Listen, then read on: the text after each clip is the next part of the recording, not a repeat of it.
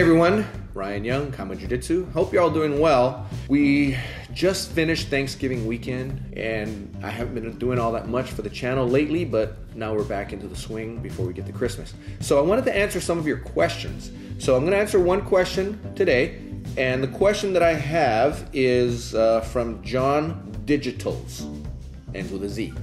And his question is, I just recently hyperextended my arm, got caught in a mean arm bar. It's been about 2 weeks since the injury and I've been taping my arm whenever I train, but I haven't fully healed completely. What advice do you have on recovery, rehab, etc.? So first of all, before I go into anything else, you need to get it checked by a doctor because you don't want to do any further damage. I mean, it's one thing if the capsule simply popped versus if you tore a ligament. If it popped, then yeah, I mean, rest it and go ahead and train. But if you tore a ligament, then that might be something more serious. So if you go to a good orthopedic, they'll take a look at you and kind of tell you what your next thing should be. But let's assume that it wasn't that bad of an injury. So I've had my arms popped multiple times over the years, and the amount of time it took to heal ranged anywhere from a couple of weeks to several months. It just depends on how bad it was. As long as you're not feeling a lot of pain, you can train. But when you train, you mentioned taping it. So let's say I'm thinking you're just thinking like with a prep tape and then tape your elbow and maybe cover it with something like an ace bandage or something. That's one thing. What I would recommend instead is to actually train one armed. So in this case, let's say it's your left arm that got hyperextended.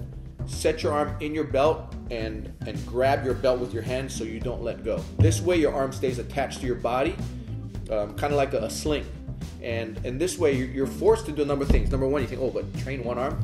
Yes. Training one arm is a good practice anyway, because what it does is it handicaps yourself and it forces you to figure out solutions to being handicapped.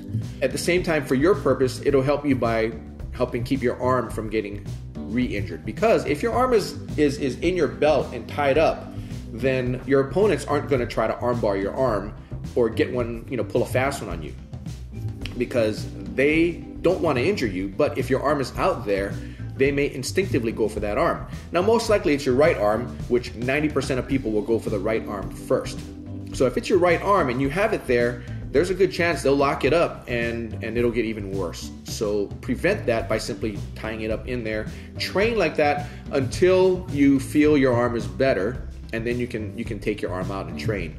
But in the meantime, what will happen is by you training one-armed, you will get really good at training one-armed.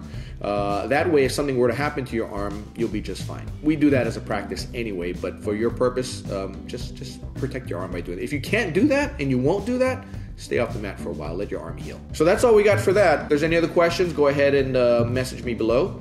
In the meantime, happy training. Take care. Bye-bye.